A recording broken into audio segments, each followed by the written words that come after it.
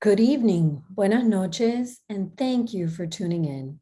On behalf of all of us at the locally based, independently owned bookstore, Books and Books in Miami, Florida, and in partnership with Miami Book Fair and our indie bookstore partners, so please give a shout out in the chat when you hear your neighborhood bookstore mentioned.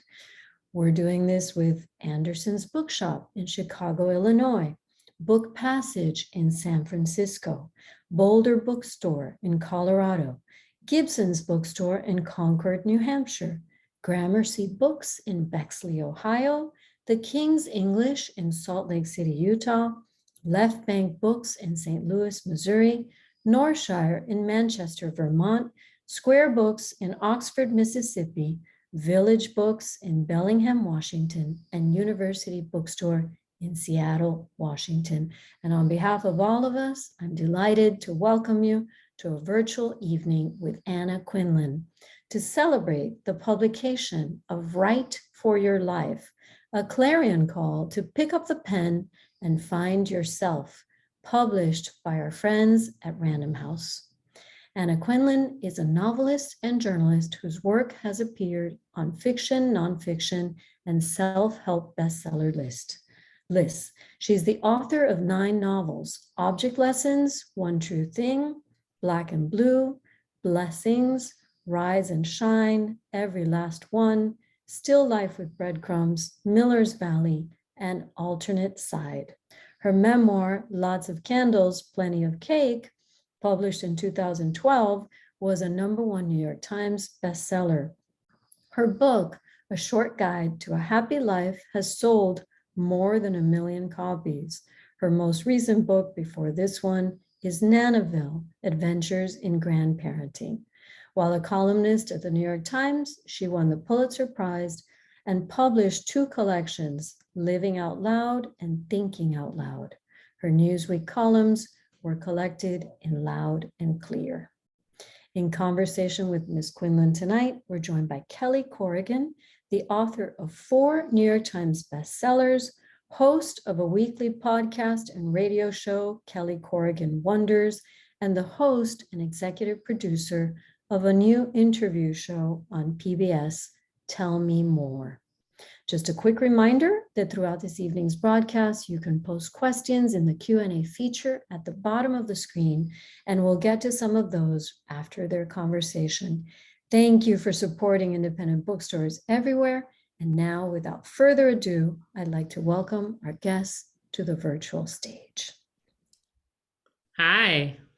Hey, Cal. Did How you are hear ya? the names of all those indie bookstores? That was I know, it's fantastic. awesome. Hi, Book Passage. That's my old bookstore from out in Northern California where I used to live.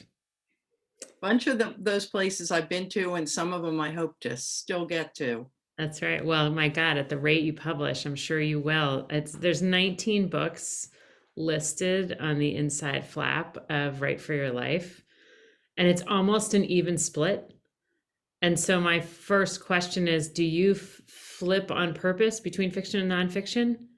Or do you just go where the spirit takes you?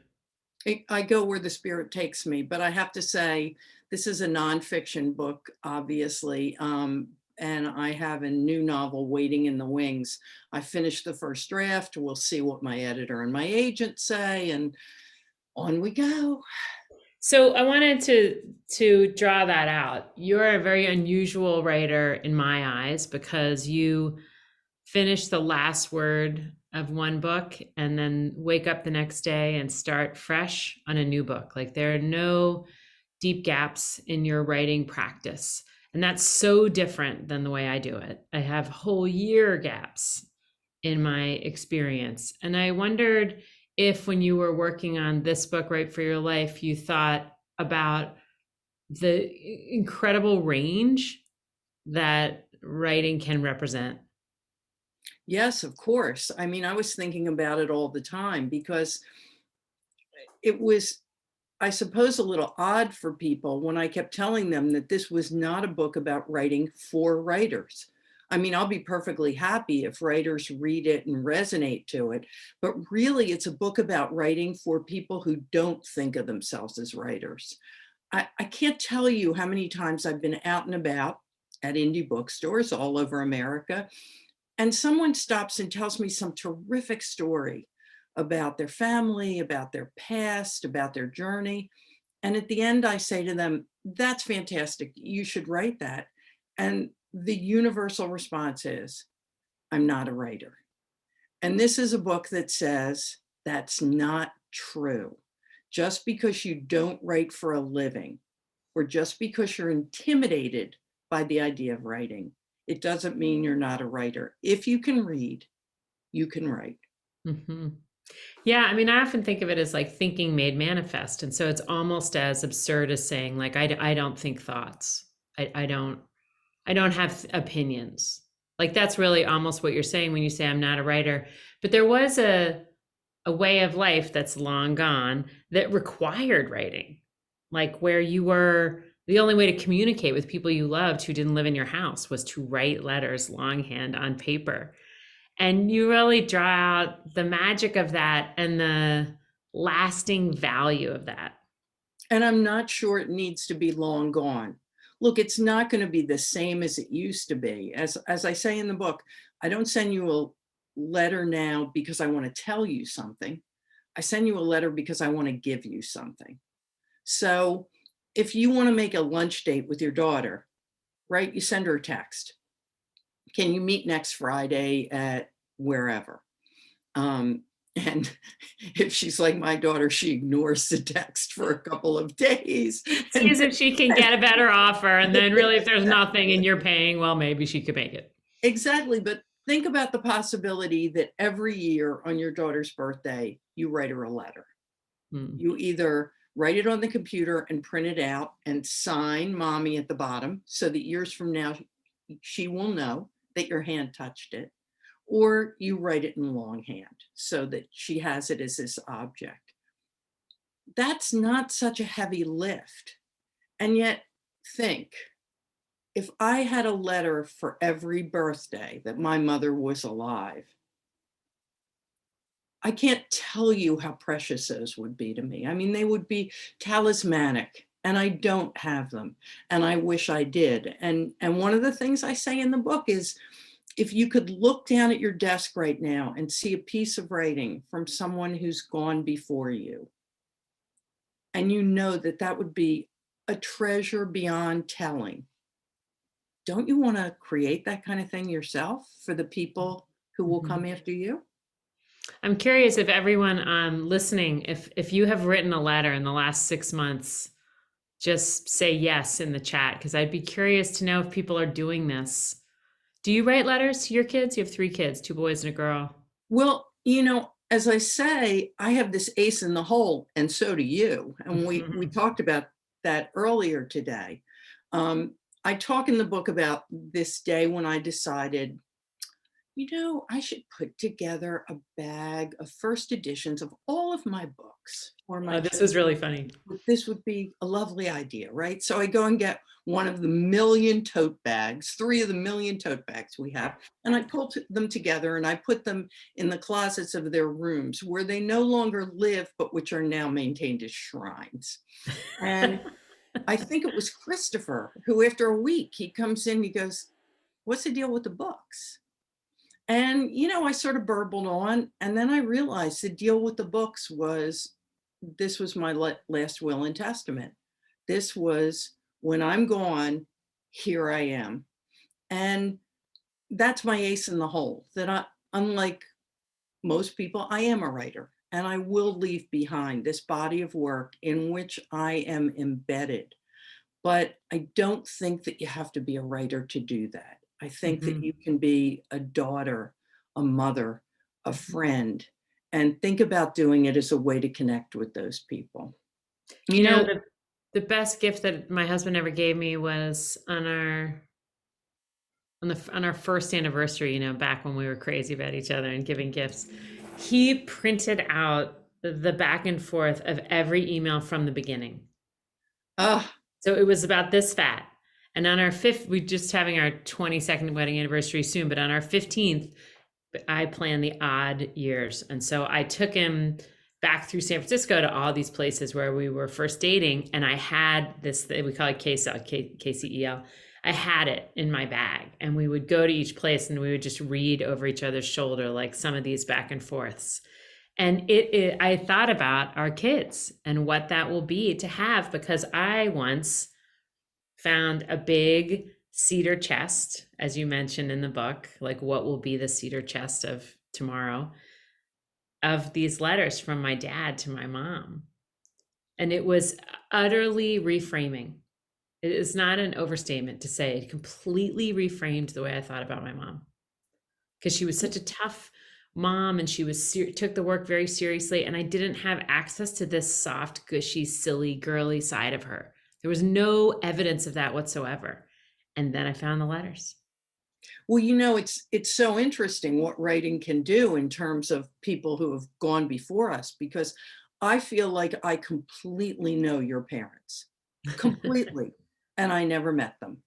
But just from reading what you've written about them, and again, that's not necessarily because you're a writer. You don't need just to do that if you're a writer.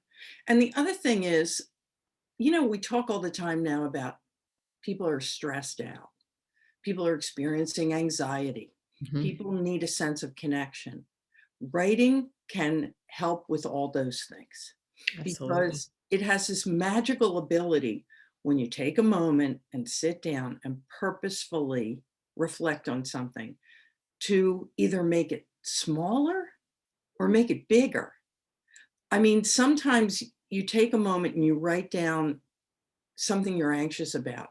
And when you look at the sentence and you read it, you think, oh, that's not as terrible as I thought it I was. know, I And know. conversely, sometimes you write down some small thing that happened in your family on any given day, and you read it over and think, that's important. That's important. That's something I need to remember. And to have that at your fingertips and not use it, I just think that's a shame. Yes, and it's free, and you could do it daily, and it doesn't require anything special. It's just a pencil and a pad of paper. I mean, you point out in the book that there was a real run on notebooks during the pandemic, that people were taking the occasion to write some things down, because it felt like such an historic moment. But what you're saying is that all these ordinary moments are historic for you and your family. Like, Well, I there's don't know, nothing I'd rather see than like a picture of my mom's day. but I think in COVID, it wasn't just that it was historic. There was this sense of that the world came to a stop, Mm. and therefore we embraced the things that were slow, that had been run over by this freight train of technology and 12-hour days. So you read all the time about how people in our house, the girls made focaccia. Nobody Uh-huh. had ever made Right, focaccia before. right. We had so much focaccia. My Yeah. daughter-in-law taught herself to knit. The things that it didn't seem like there was space for before because we were living these frantic lives.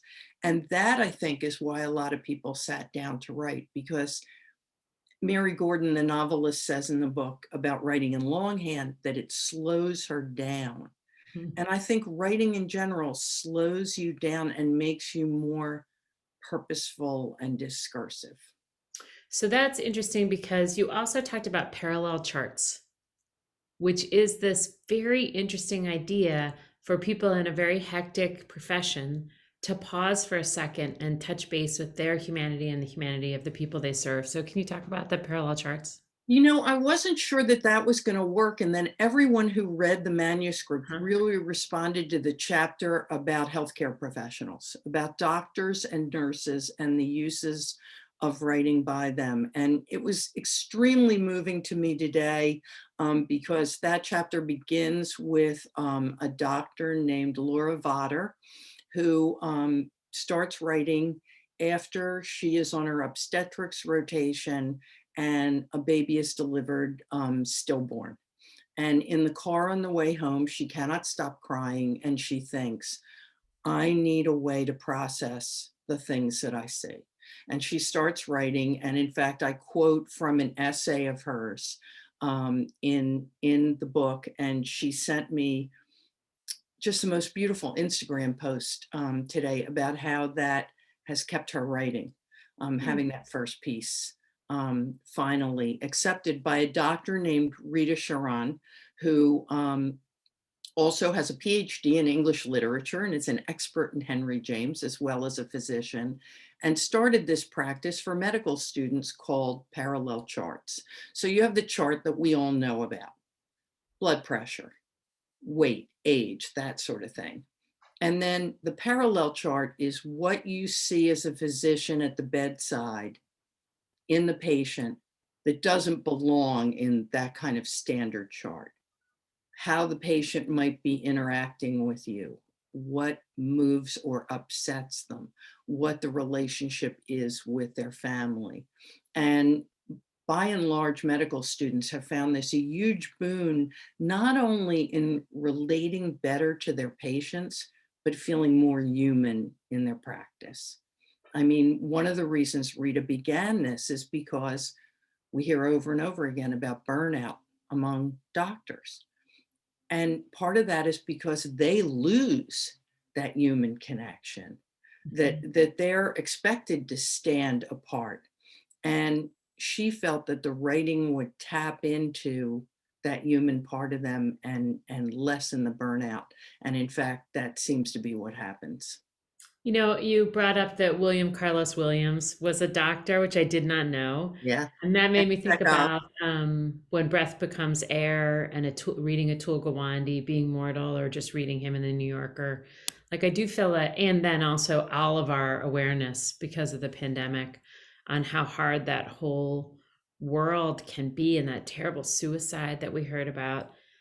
And so I think the idea that it is a salve that can be that can extend the careers of people who have trained so hard to do this, and that they're probably the last people on earth that want to stop, but that that in the exact same way it's a salve for us, like all these journal keepers. So the book starts with Anne Frank.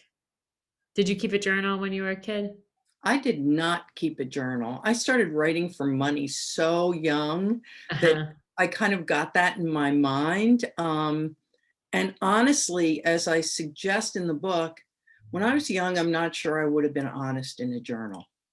Uh-huh. I was very interested in keeping up appearances at Uh-huh. some level. And you know, one of the things that I think is amazing about the Diary of a Young Girl is that, you know, millions upon millions of copies. Um, well, of course, she wasn't writing a book. She was talking to herself. She gives the diary a name. She calls it Kitty. And she says it's going to be the friend that she can tell everything to. And she does. And almost all of it is minuscule facts of their life in that attic. Occasionally, you know, she makes note of the fact that they go out wearing layers upon layers of clothes because a Jew in Amsterdam during the Second World War, after the occupation, can't be seen carrying a suitcase because that will be seen obviously as fleeing. But moments like that that are a direct corollary to what will come later are Mhm. few and far between. What it really is I'm a teenage girl. I'm trapped with these people that I don't like and that don't like me. And the only person I can talk to is this plaid diary that I was given for my birthday. It's still monumental. Mhm. How about you guys in the chat? Tell us, do you have a diary? Have you ever written in a diary? I'm sort of curious to know. I was a huge diary person, huge journaler, and I still have one that's like one big fat blue leather journal from before I got married. And it's very spotty in there. But one of the things that having a journal from when you're young helps you appreciate is that you were as illogical and melodramatic as your children now are. You know, like I have all the journals from when I was in college. I have journals from right after college when I was looking for a job and trying to lose 5 pounds and quit smoking, and like how tiny and dumb my concerns were. And it helps you, I think, be more compassionate to others, including your own children. I think that's absolutely true. And, one of the things that I talk about in the book is I have in memory this poem that I wrote in, I think, fourth grade. And it Mhm. goes, "This is my rock where my thoughts fly about like small white ships on a black sea of doubt." And I look at that and I'm like, you know nothing about a black sea of doubt. What is a black sea of doubt here? Are you out of your mind? But one of the reasons why I always remember that is because it was really a writing prompt given by a nun to a classroom of kids. The first line was, "This is my rock." And then we were supposed to make of it what we would. And one of the things that I reflect on in the book that's really sad for me is the National Writing Project did a study, I don't know, 8 or 10 years ago, of how much writing was actually being taught in the schools. And the answer is not much. I know. And part of that is because of high stakes testing. Teachers have to really be teaching to the test. Part of it is because correcting writing assignments is much more difficult than correcting, say, or true or false. Part of it is because parents aren't entirely sold on the reason for it. I mean, the number of parents at the college level who say, "What kind of job does an English major get?" And I go, "Well, I don't know. I was an English major." So I think one of the reasons we've turned away from writing is that there isn't much in school. And one of the reasons we've turned away from writing is that we learn to be afraid of it in school. Yes, I yes. mean, if I had to sit here every day and write a couple of pages and have somebody come in real time, now this does happen to me, but only after the draft is done, in real time, red pencil it and write at the top, B plus. I'm not sure this is your best work. I'm not sure I'd ever write anything again.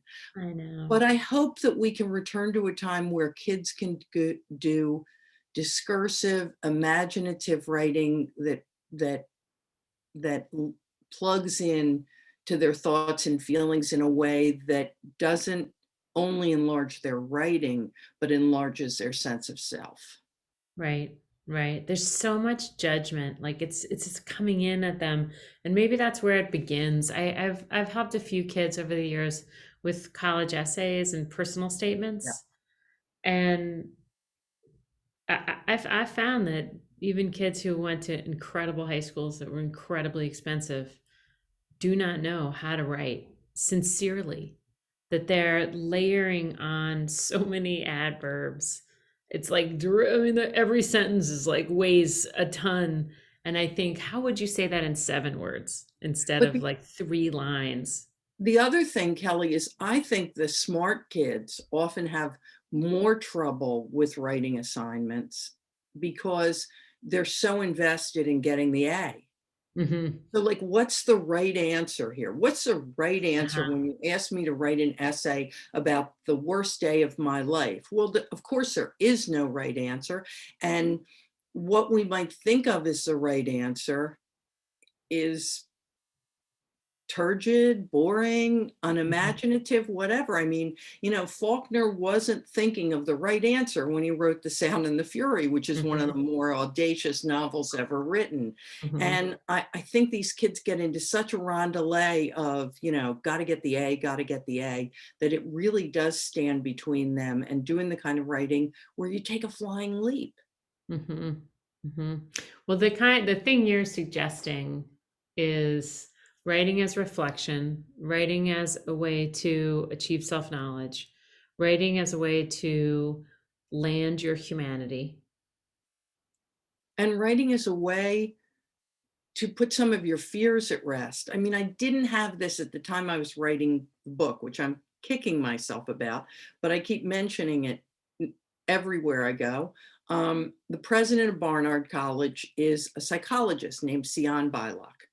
And Sion did a study last year, I think it was last year, group of students really anxious about a math test.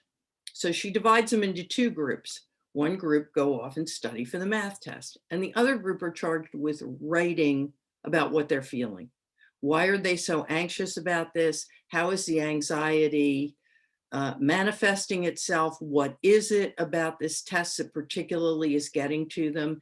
And guess what? The group that write about it do better on the math test. Boom. I mean, when Sion told me about this, I thought, God, I wish I No, let me back into the manuscript. It completely proves my point, which is that sometimes when you write things down, you denature them. You take your fears and you look at them and say, not so much. And that's why over and over again, mental health professionals are saying, if we can get people who are suffering to write, it will help. People undergoing chemotherapy, people undergoing treatment for infertility, doctors everywhere are saying, take a moment, sit down, take a deep breath, and reflect, and then write about what you're feeling. It will help. And the idea that we would be too intimidated to do something that would help us so much makes me sad. Look, writing is intimidating. I mean, one of the things that I really want to communicate in this book and say whenever I get a chance, particularly to students, is I find writing intimidating. Every day I find writing intimidating. Every day I sit down and I have to give myself the pep talk. You can do this, Anna. You can do this, you know? And every day I think it's not going to be eloquent. It's not going to be smart.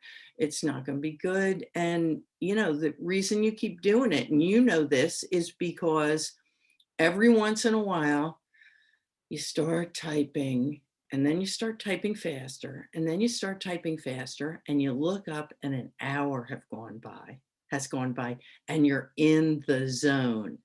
And that can happen sometimes too for people who don't think of themselves as writers.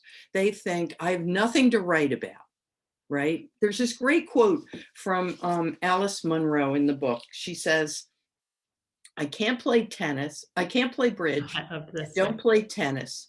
All those things that people learn and I admire, there hasn't seemed time for. But what there is time for is looking out the window. Well, if you're looking for a writing prompt, look out the window. Mm-hmm. And I bet there will be some days when you look out the window and think, I have nothing to write about. And an hour later, you will have written about a lot. The other thing I think about the value of writing through some set of feelings is that it can serve as a precursor to saying it to another person. Like, because there's this tiny leap to put it into words, and even, you know, there's always this fear, rational or not, that someone's going to stumble upon your diary and read it. But it's like the beginning of how you find words to say something that matters to you, that then I just think the likelihood that you're going to say it to another person doubles because you've wrestled with it a little bit. Not only that you're going to say it to another person, but that you're going to say it correctly. I mean, yes, it's going to really reflect. Yes, exactly. How many of us have had a telephone conversation with someone, which, you know, we thought we were going to have like a really important conversation about an important subject. And we get off the phone. First of all, you can't remember half of what you said. And second of all, you think, I said that all wrong.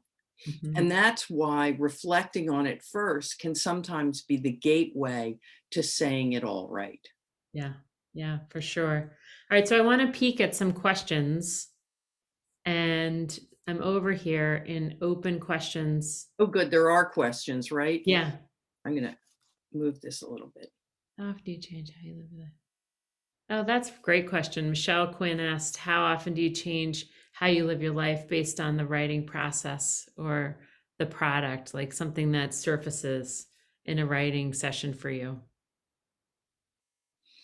I feel like there are moments when I'm writing when I suddenly understand myself better.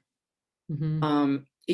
What used to happen all the time when I was still writing columns was that I would write a sentence or a paragraph about an important subject, and I would read it over and think, I don't believe that. Uh-huh. That's crazy. That's not, there's a famous quote, and no one is exactly sure who said it. How can I know what I think until I read what I write? Hmm. And frequently for me, it was discovering what I didn't think and Hmm. sharpening up what I did. And frankly, I think it helped me mature as a human being. I mean, being Hmm. a newspaper reporter changed my life in so many ways. And one of the greatest was that it made me more human because I realized that basically we were all much more alike than we were different. I mean, I got to Hmm. meet so many people from so many different walks of life.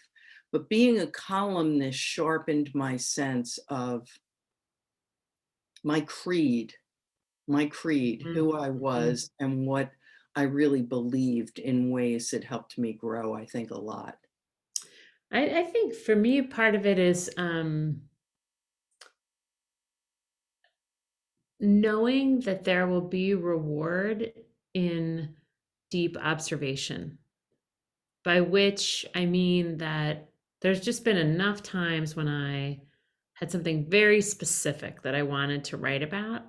And I've learned to trust that because if it's on my mind, if I can remember a story from when I was 14 with terrific detail, there's something big there, even though the story itself could be kind of trivial, like fighting with my mom over a pair of Guess jeans.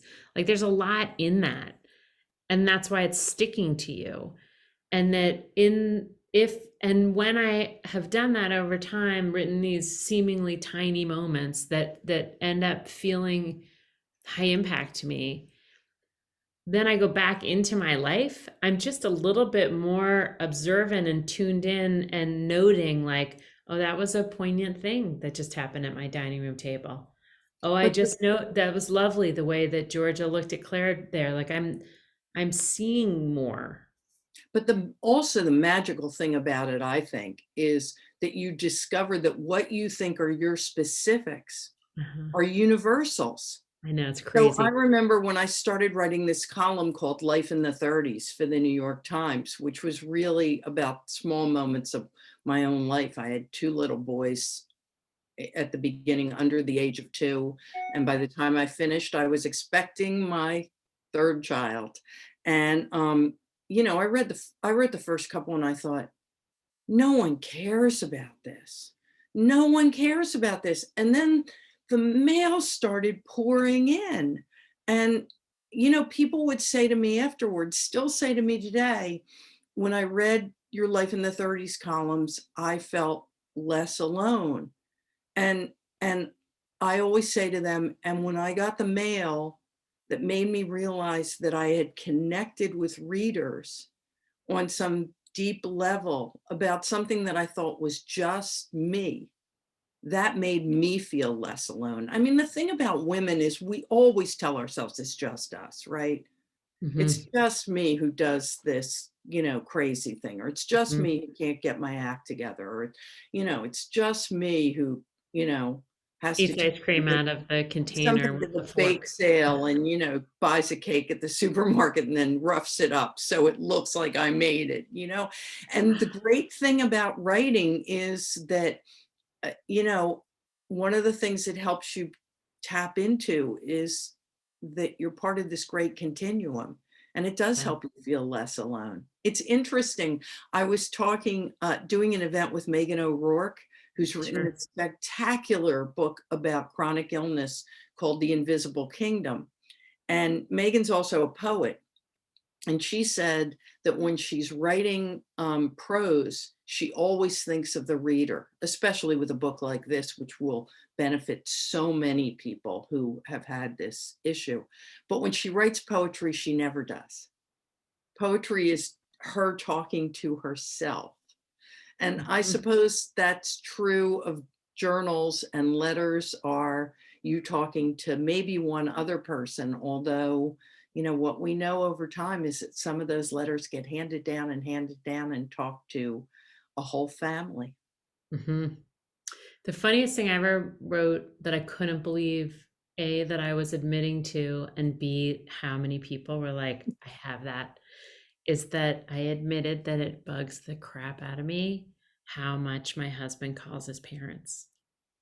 And I didn't even know why. I still don't really, it's not easy for me to articulate why that bothers me. And it doesn't bother me as much, but like he used to call his parents like 3 times a week. I thought you were And going to say the way he chews. oh, well, that too. I Like he is a loud chewer. But that I know everybody's annoyed. Okay, so let's come clean right here. There's apparently a lot of people on this Zoom call. Are you wearing proper pants? No. I'm Are wearing, you? no, I'm wearing pajama pants. Yeah, totally. I did put on a bra though, so Like, thank you very nobody can much. see me from. I put lipstick and a bra on. Like that's a lot. I put mascara on too. Oh, I didn't do that. That's Yeah, hard. You well, gotta get it all off. It's a there mess. you go. I Okay. put on dress shoes the other day, and I was afraid they might have cobwebs in them. Oh, it just like you're like, when did people wear these? Why did they invent them? Aaron Riker says, what is the most touching story you've heard of a family letter that's been handed down in generations? Do you have one off the top of your head? Well, actually, the letter that really has touched me and that I'm wondering about in this book is so there's this great website which I recommend to all of you called Flea Market Love Letters. Amazing. This young woman started buying letters at flea markets, and she has scanned them and put them online. And the one that I quote in the book are from an English woman named Sandy. And they start out with Sandy being surprised to hear from Harry again because she thought that maybe he was one of those American GIs who was just going to go back to the United States and forget all about her. And the end result of these letters is clearly that she's going to wind up going to America and marrying Harry. And then there's a whole nother group of letters because of course, you don't get any letters once she moves. But there's a whole nother group because a couple of years later, she goes back to the UK for the coronation of the young Queen Elizabeth II with her 2 daughters. And it's very clear from the letter she writes to Harry. She says something like, don't worry about me, toots. I'm saving all my love for you or something. I mean, they're really great letters in this great handwriting. And I was so moved at a certain point. I mean, I used them because they were these fantastic letters and I love the site. But at a certain point, I realized, given when the second group were written, that these little girls are a little older probably than I am. And I wondered if they'd ever seen these letters. And if they hadn't, well, the woman who runs Flea Market Love Letters will give them right back to them. And I keep hoping that maybe they'll see the names in the book and make the connection and reach out to me. Yeah. It's interesting about these big moments like going to a coronation and how fun that is to write about. And then my mother-in-law always says, I wish I could just remember one ordinary day. It just all flew by. Like I'd love to see like a to-do list or something like that. And I was thinking about old photographs that are so, I don't know, quotidian in their content. It's just like a street with some cars parked and a lady walking by. But we now, in retrospect, decades later, it's mesmerizing. It's Yeah. like, oh my God, look at like all the chrome on that car. And that car must have had like 10 miles to the gallon. It's enormous. And look at that woman's like tiny waist and like those pointy old fashioned bras and like the little shoes and like how dressed up she was just to walk down the street. And like there's so much richness, actually, future richness in a very ordinary small um, frame of reference letter or journal entry. Well, one woman told me that she has a journal, and the beginning of the journal has the expression, which is often used in AA, an attitude of gratitude. And she only writes in it once a week on Sunday mornings. And she writes a couple of pages about what happened in the preceding week that she's grateful for. Mm. And she's been doing this for a couple of years. And she said, it really keeps her grounded. It really gives her an attitude of gratitude. And looking back on it is invaluable for her. And her plan is that someday her children will have this instead of having her in the flesh. Yeah, Yeah. totally. Yeah. Yeah, I was trying to do this thing where I pause on Sundays to write a thank you note or a little set of thank you notes to whatever happened that previous week that was memorable or wonderful. Because I feel like otherwise my whole life's just going to fly by and I'm Yeah. not going to remember anything from one week to the next. Like, if you're stacked up to here and now all you're doing is like trying to get one step ahead of like the emails that are coming for you, you're just not going to remember anything. So Well, it's, that's it's one of as the much to say thank you to those people as it is to like memorize like something nice happened this week. that's one of the reasons why sometimes I think people don't write, because at the end of the day, they feel like they've written a lot because of the number Mhm. of emails they've churned out. But Mhm. nobody's ever going to go back through your emails. And I mean, Mhm. my kids will go back through my emails and be like, so she needed the septic pumped. So she returned the sweater, and every once in a while there might be a significant one in there, but given the number of emails that we generate, Right. nobody's going to go back through them. And texts are, and they're so evanescent and they're so un unthought of, so casual that I think half the time we write things that we don't really mean or that we don't think of the import of. I mean, that's why kids are so bullying online. If you said to them, I want you to write down what you just wrote to her on a text and hand it to her and watch her read it, I think things would be different. Mhm. Mhm. Here's a question from Dinah Davis, which says, how do you choose which and how many stories to include in a memoir? How do you find the right tone?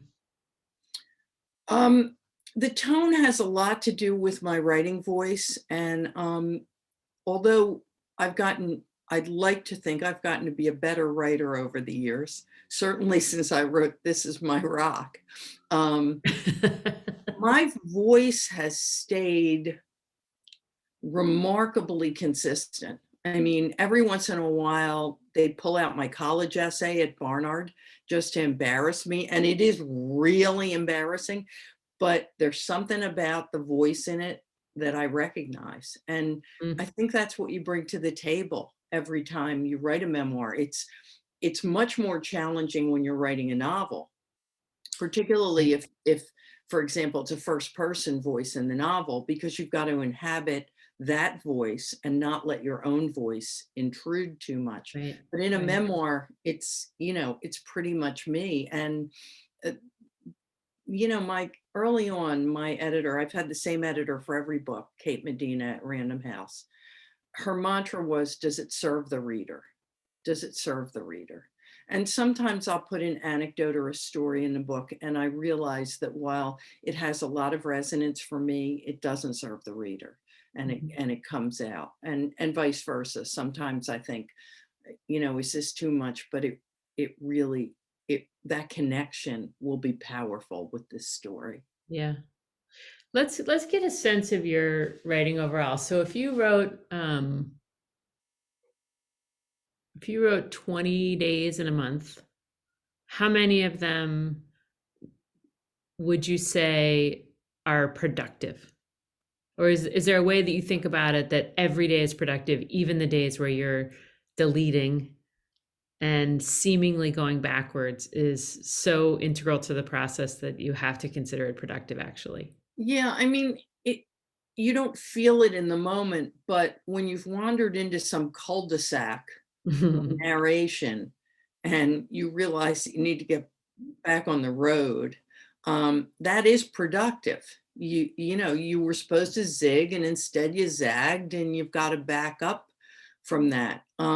What I would say is that what looks like a productive day for a writer looks like a business lunch for a lawyer. I So know. for example, now when I was writing columns, if it was necessary, if for example, we needed a column, something happened that morning and we needed a column that night, I can write 8 or 10 hours at a pop if I need to write and rewrite and edit and so on and so forth.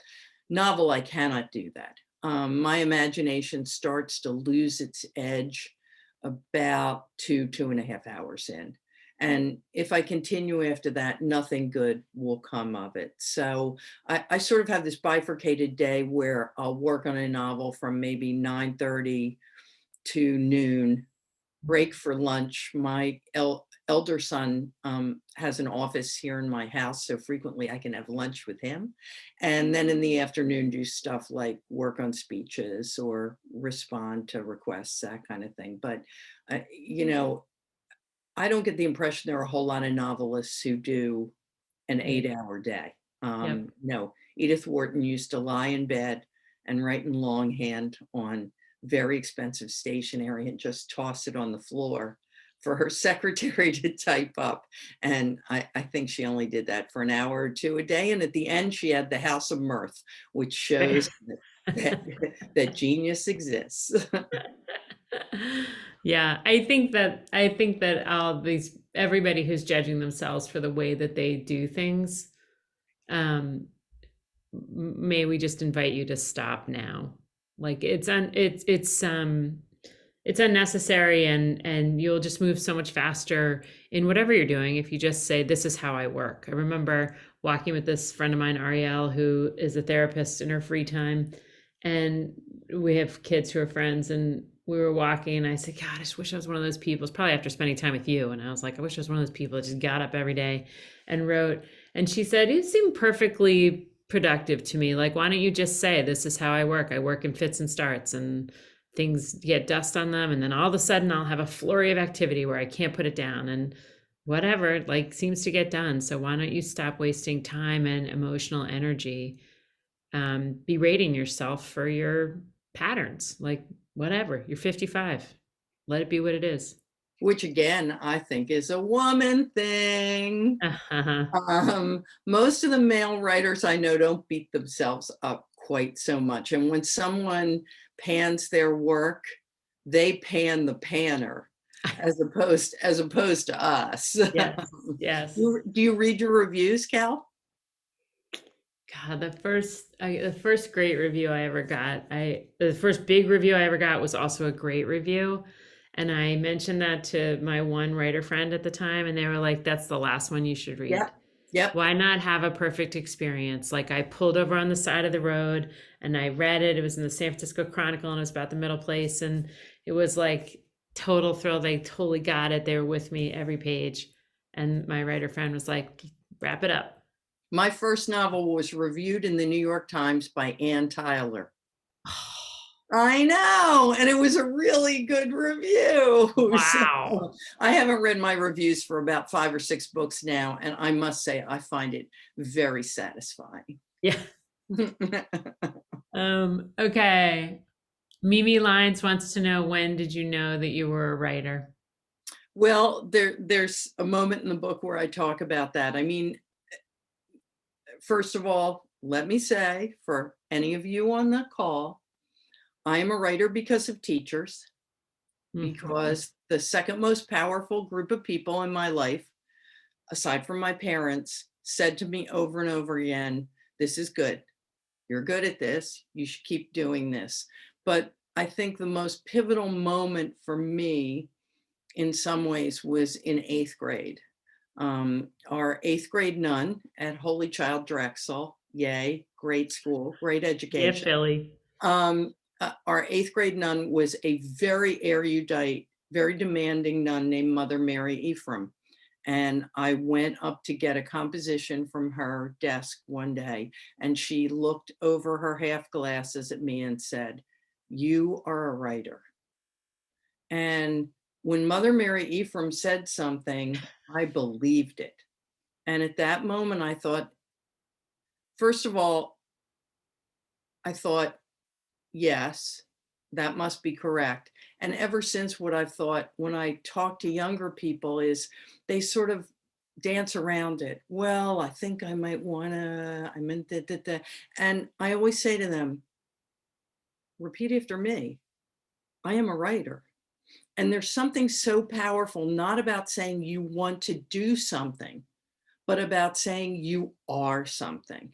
And Mhm. that really was the moment where I thought, I am this. And of course, I had doubts over the years, and I had other teachers who helped me understand that that would be the case. And I went into the newspaper business because I couldn't figure out how you could be a fiction writer and make any money at it, which is still a problem. And then I loved the newspaper business, so I just stayed and stayed and stayed. But I remember that moment so powerfully when she said that. Yeah, and maybe like, may we be that person. May we be a person that is telling younger people, this is a great piece of writing. Are you might be a writer. Like, why don't we say these, let's just be that person. Let's be Sister Mary for the next generation, because that it's an uphill battle. You're fighting against tons of internal doubt. So don't worry about overshooting it, because they're coming from a deficit in But terms of their confidence. this is why, in my mind, the most powerful people professionally in this country are teachers. And if they were paid what they're worth, they would make what hedge fund people make, because they're so important. They change lives every day. Sometimes not for the better. When a teacher demeans you, boy, you stay demeaned, but more often lifting up. I mean, I talk in the book about Erin Gruelle and the Freedom Writers, and how she took this class of kids who were said to be, you know, unteachable, Hopeless. who were said to Mhm. be hopeless cases, and who, when she told them they were going to write in journals, looked at her like she'd lost her mind. And 4 years later, they were all still together, and they pulled those journals into a book, and the book was #1 on the New York Times bestseller list. So there you go.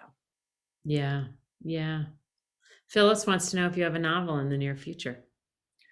I don't know if it's in the near future or not. I think I'm done the first draft. I have to hand it in to my agent and my editor. I hope to do that by the beginning of June.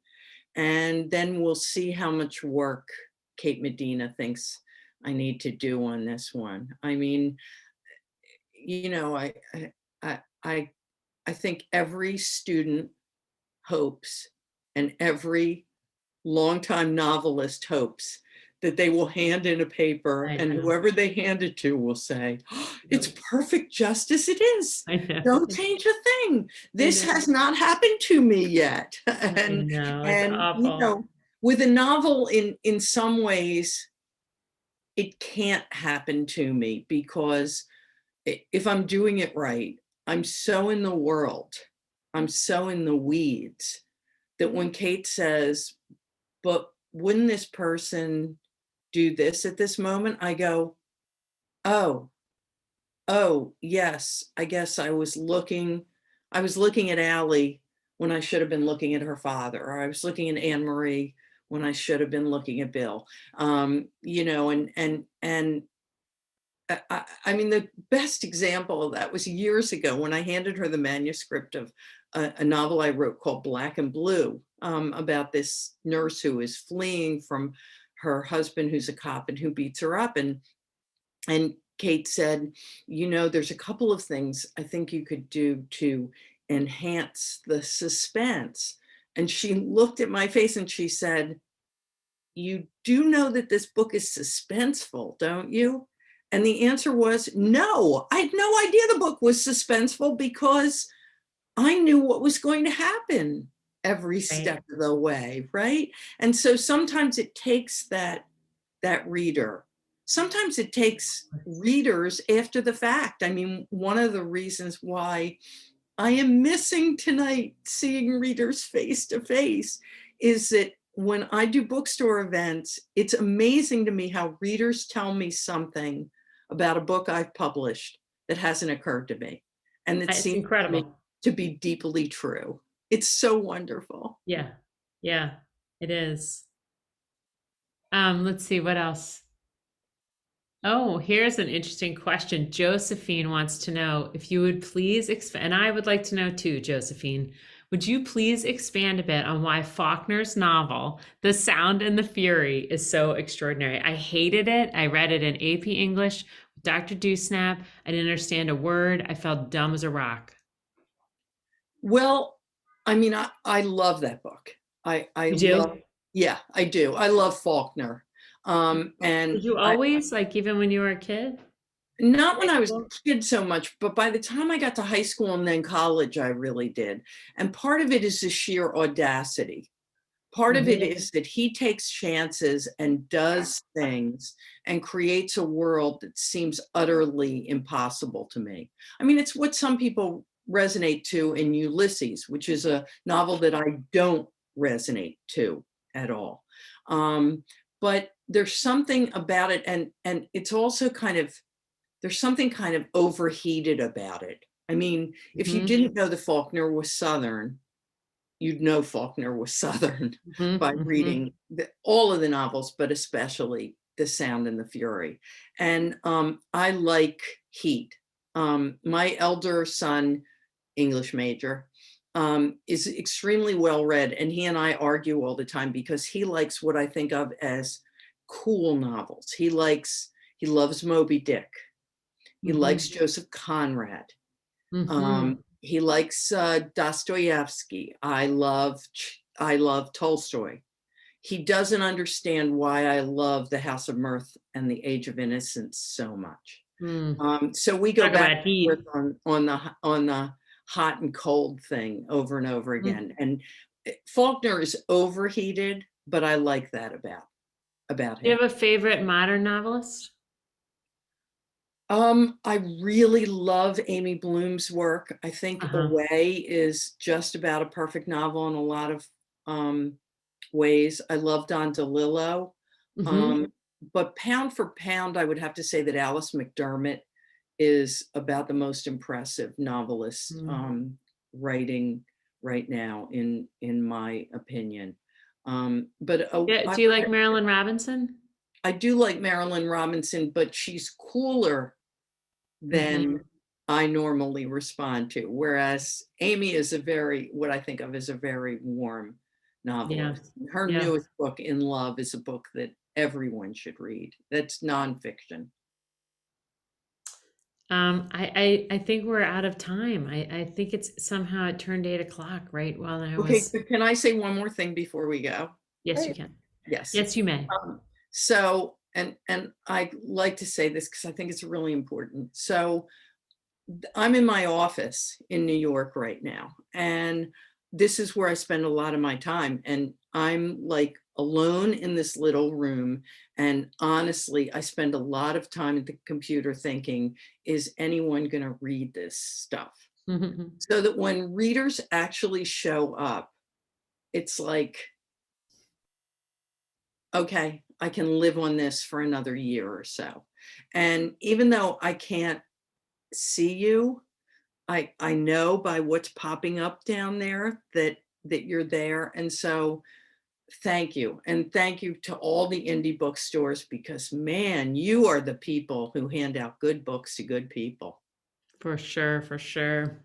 Thank you so much. Thank you to both of you. I mean, we're so grateful that you support independent bookstores. This was an amazing conversation. There was so much chatting going on, and especially that we know that there's so many letter writers out there. There I were know, like I know. Oh, good, yes, good. yes, and stories about who they write to, and a woman who's 90 years old who's just starting to write. So thank you to everyone for participating, for watching from everywhere. Thank you to Miami Book Fair, to our bookstore partners. We're so grateful to have you. And these books will be in the mail to you tomorrow morning. So you will get the book very soon. And again, thank you for joining us. Have a Thank great you so much for honchoing this, Books and And Books. remember to write for your life. Haha. Good Thank- night, everybody. Good night. Good night, Bye. Cal. Night, Bye. Anna Q. See you at lunch. Okay, bye.